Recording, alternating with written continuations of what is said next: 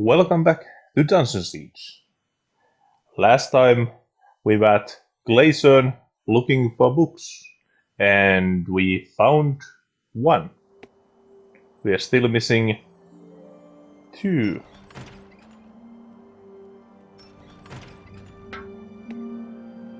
So, they're meant to be in someone's possession here. Thankfully there are not that many houses, and we got one from him. Elio, however you say his name.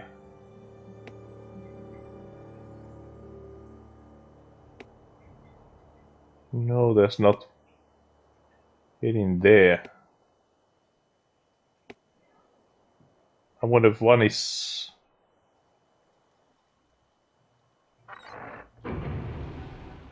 in any of these watchtowers.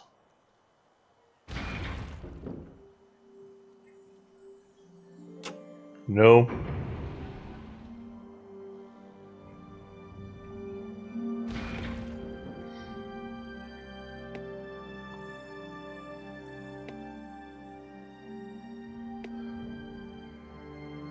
How about here?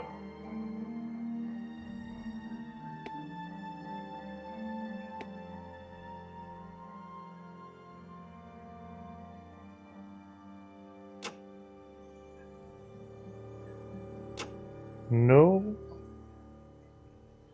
No.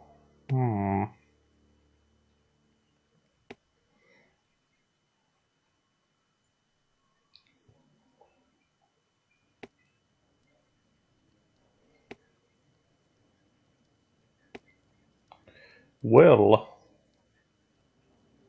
then there's the smith. Let's see if anyone here has it. Back again, are you?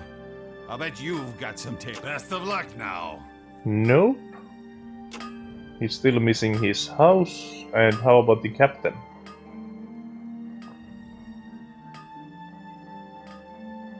No.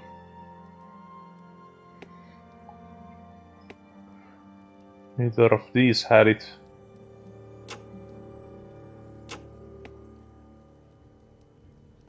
I think I checked in already.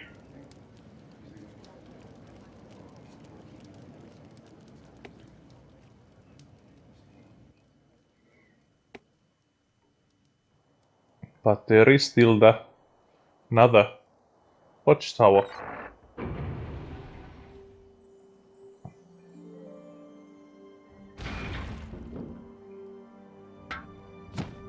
And he had it.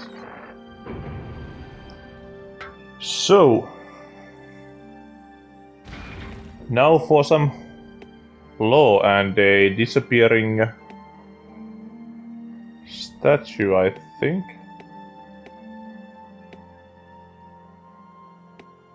Wasn't there supposed to be a statue?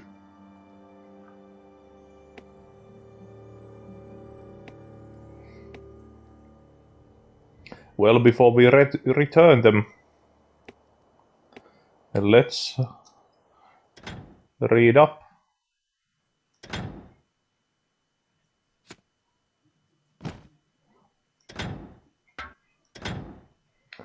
So,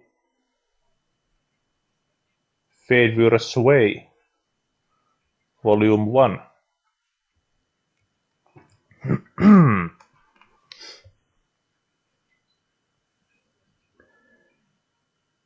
In the 5th century, before the coming of the imperial traders and the 10th legion, the first record of the wonders that would one day be known collectively as Fadewur's Way was penned by the famed Agallan cartographers Fedwur and Lars. They described the network of natural caverns as a cramped, stinking, and altogether foul series of holes, and noted it in their journals as the only means by which the green range could be traversed. Winding through miles of mineral-bearing rock, where Frostspire Mountain collides with the Green Range, Fedworth's Way varies from open-air fissures barely wide enough for a man to slide through the caverns, vast enough for a litter of dragon whelps to spread their wings, marking their way along the luminous stones chipped from rocky outcroppings. The explorers left behind a legacy that would later guide Imperial traders and the 10th Legion into the interior of Ebb. To this day, the mineral-rich Glitterdelf, slippery alpine caverns, and phosphor-littered subterranean river are still the primary path by which travelers pass between mountain frostspires and the Green Range. Exploratory shafts dug in the 8th century revealed the presence of iron, driving Imperial traders to push harder for true concessions in the regions later. Later, the discovery of gold and coal fueled the expansion of the early kingdom, while regular mine shafts began to shore up the sometimes unpredictable interior of Mount Frostspire. So I'm guessing we're heading there next. Then the Volume 2.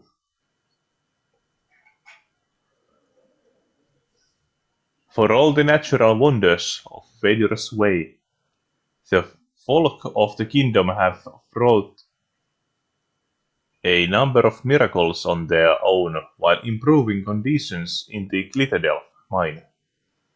Chief among them was the gigantic sorcerer's delving machine originally fashioned by the first mages of the kingdom to assist in the underground excavations for the construction of Castle Ebb.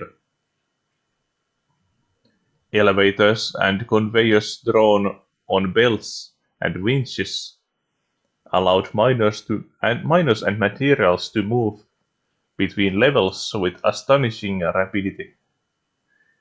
Sluices running melted ice and snow down from a glacier provided fresh drinking water for the miners, and a medium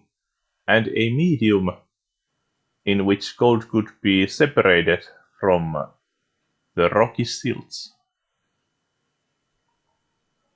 Tragedy struck the mines in the Great Blast of 943, when a buildup of explosive vapors touched off a chain reaction that buried many of the more valuable veins beneath tons of rock and reduced the delving machine to useless pile of scrap. Since that time, the circulation of air has been maintained by a series of magically powered fans. In many respects, the post-blast generation of Glitterdelf miners had to reinvent the art of mining. Those who came to the Glitterdelf in search of the kingdom's greatest source of wealth were often startled by the austerity of its camps. Aside from the base necessities of smelting forge, mill trading barn, and a coughing Jack tavern, there were few permanent structures to be found. In the decades since, little has changed in this insular community of rugged mountain men miners and self-styled individualists. As gold still glitters in the seams of rock, and the kingdom's tax collectors leave them with a coin to spend in the local tavern, they are content to be citizens of Ebb. So yeah, it wasn't a very big village, to be honest. Though I don't think there are that big cities in this game. And on to the last book, Volume 3. Series of caverns, originally discovered by the Agalan explorers Fedwir and Glass, extends from the frozen caves just north of Clayton to the dark forest at the base of Green Range. Occasionally surfacing in the Arctic wilderness above. Travelers along the route are treated to a vast array of subterranean waterfalls, bright crystal outcroppings, and thermal plumes of a size unmatched elsewhere in Arana. The much difficult challenge to the travelers of these routes, other than the loose, slippery footing and narrow passageways, are the myriad of creatures that call the caverns home. Among these creatures are the fiercely territorial Trog, a race of one-time dominated under-mountain passageways that parallel Fedwir's Way.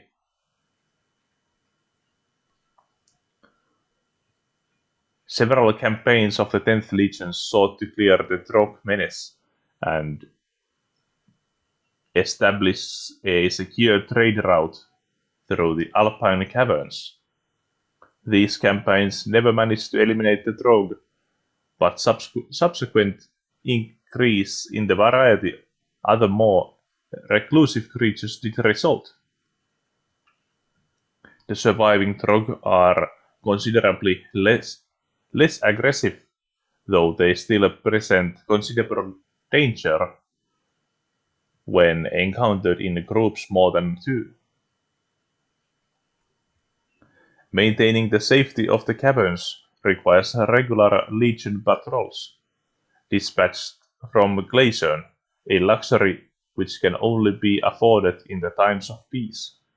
In times of war, withdrawal of the patrols means many other native creatures return to the passageways, among them mischievous lungers and the crystalline creatures of various colors, shapes, and sizes. So, we'll be most likely facing those lungers and crystalline creatures. But let's return these books.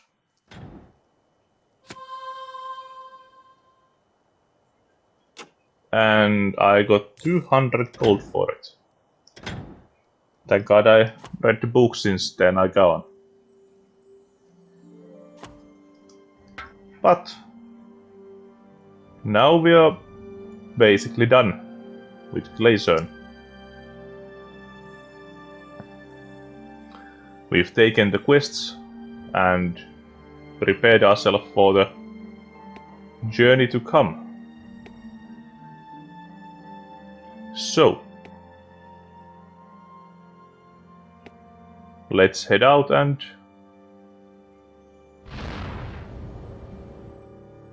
get through the icy mountain range.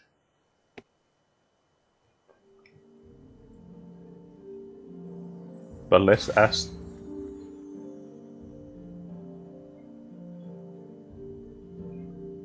And he's telling us the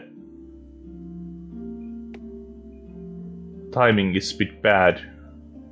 How they are.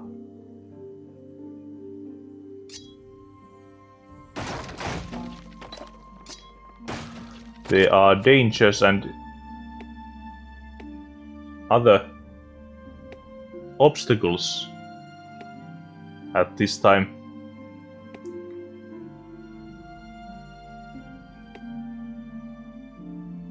Well, but now that we have a bigger party, I fear no beast.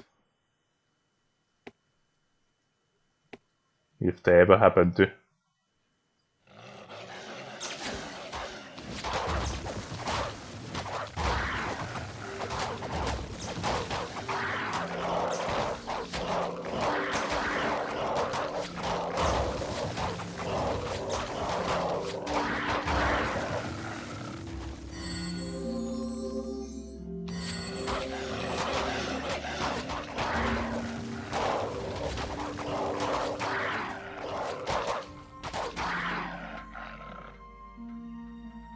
Well, that went well. And more to come.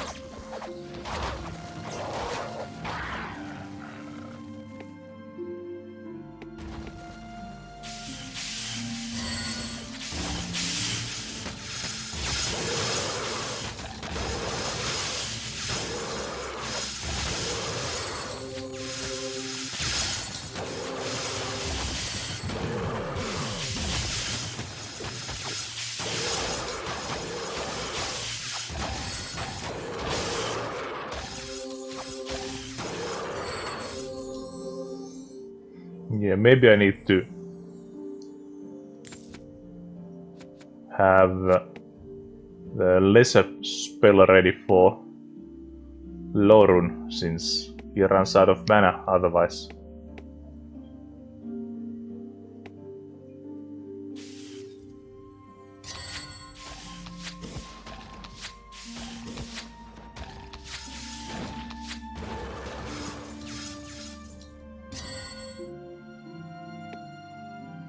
Well, I mean, well, let's look by the situation then.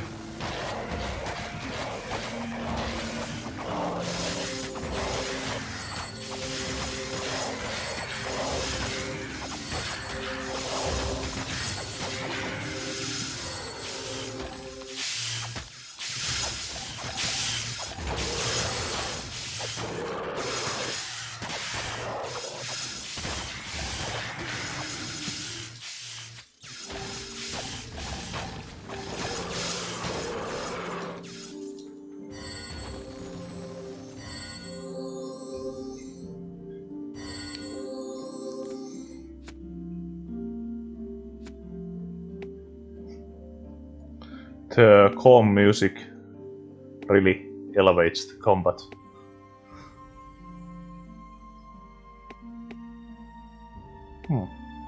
I wonder if this is the house we were meant to clear out.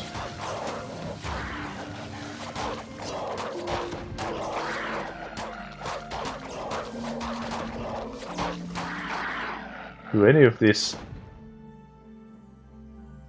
dancing zaps even hit?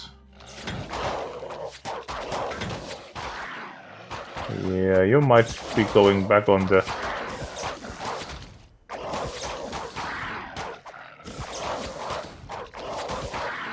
spark line.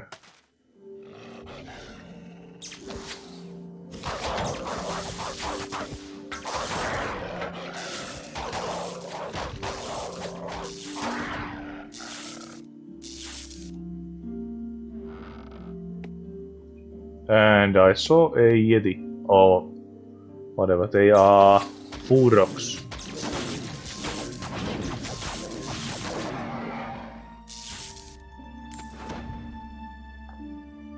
Let's see if anyone's inside. No. Then let's head to the basement. I'm sure we can find something in here. Hopefully something other than spiders.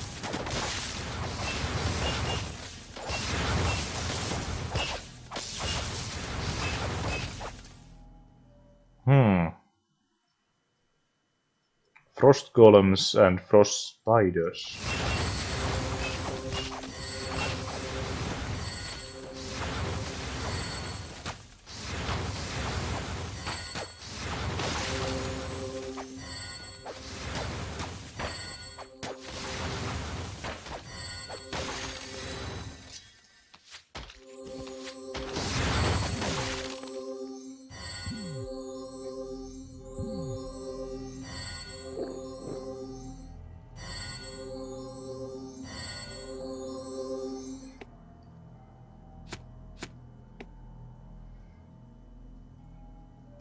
But was this it? Is this all there is?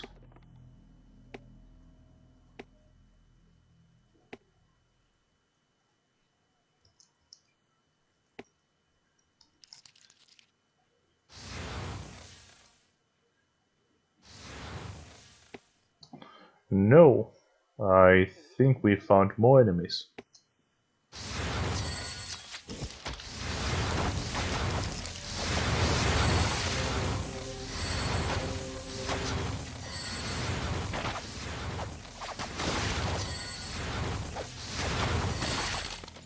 And there's something attacking Z.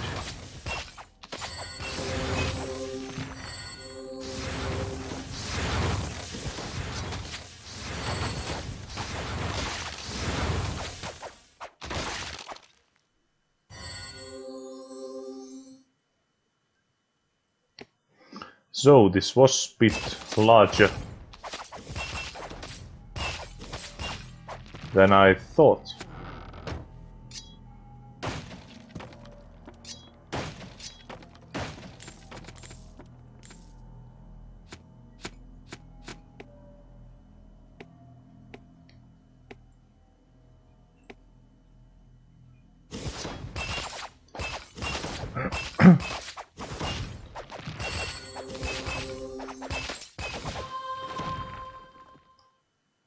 And with this, we are done with the blacksmith quest.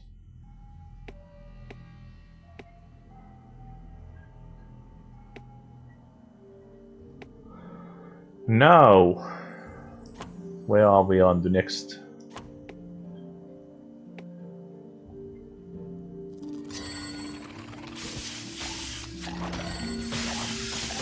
Braaks. They are a bit larger than their mage brethren.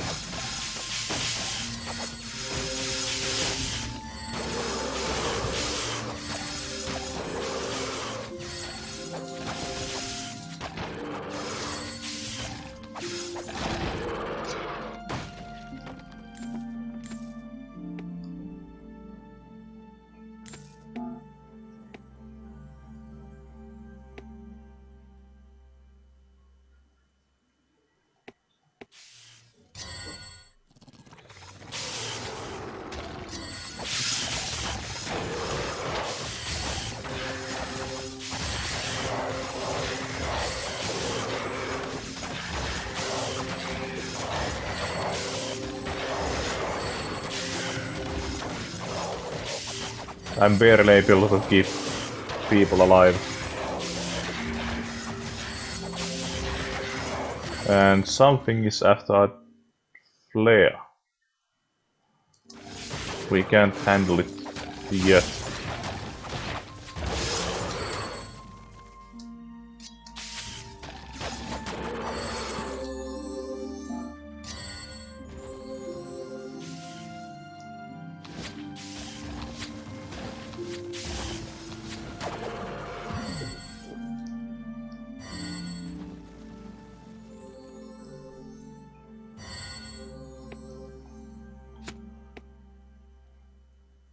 And we found even more stuff. I think we should at some point look at these, but I don't think I'm doing it this episode.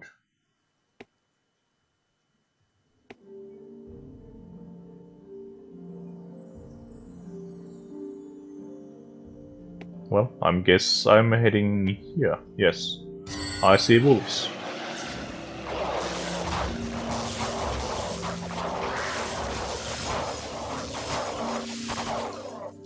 And I see a Gion about to go down.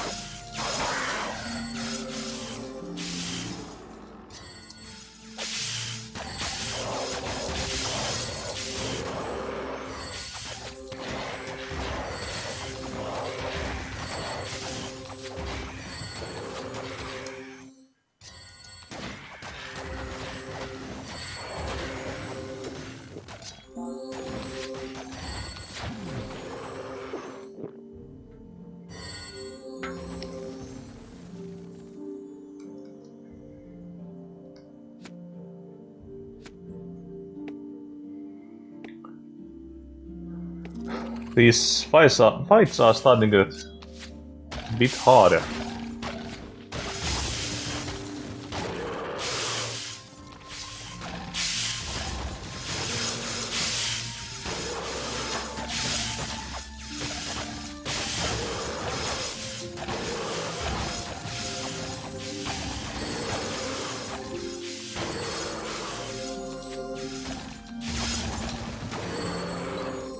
And you could say the noise pollution from some of these guys is... well, it's doing its job, let's say that.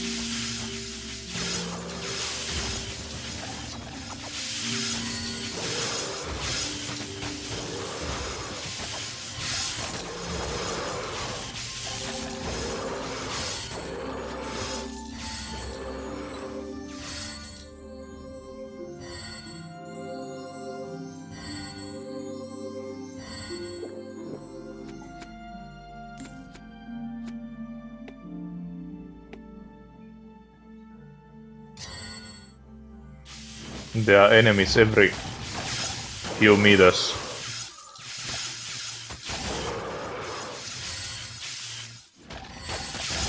But Zed's gonna level up soon. And with that, he should be able to use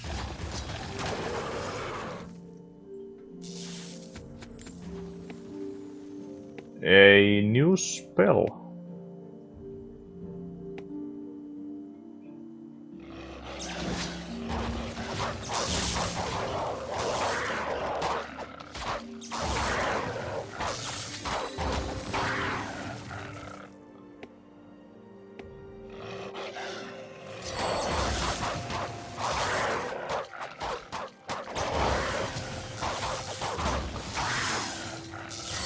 And these more, and we should be okay.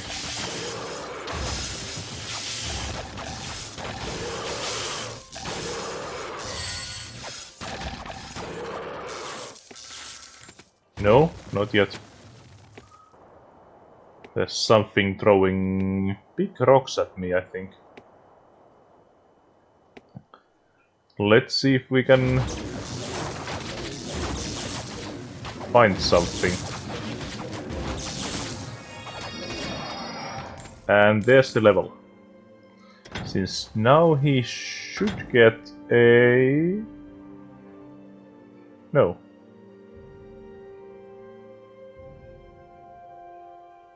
Well, he can summon.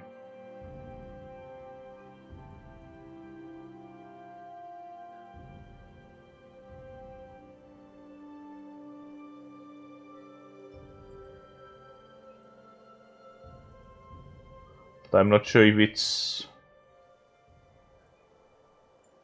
that useful. So we are waiting for the next level up.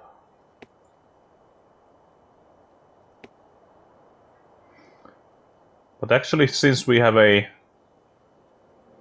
good opportunity with a calm wind and music, I think we'll be ending the episode here. Though we mostly just read books, but what can you do? On the next episode, we'll continue onto the icy caverns. Until then, bye bye.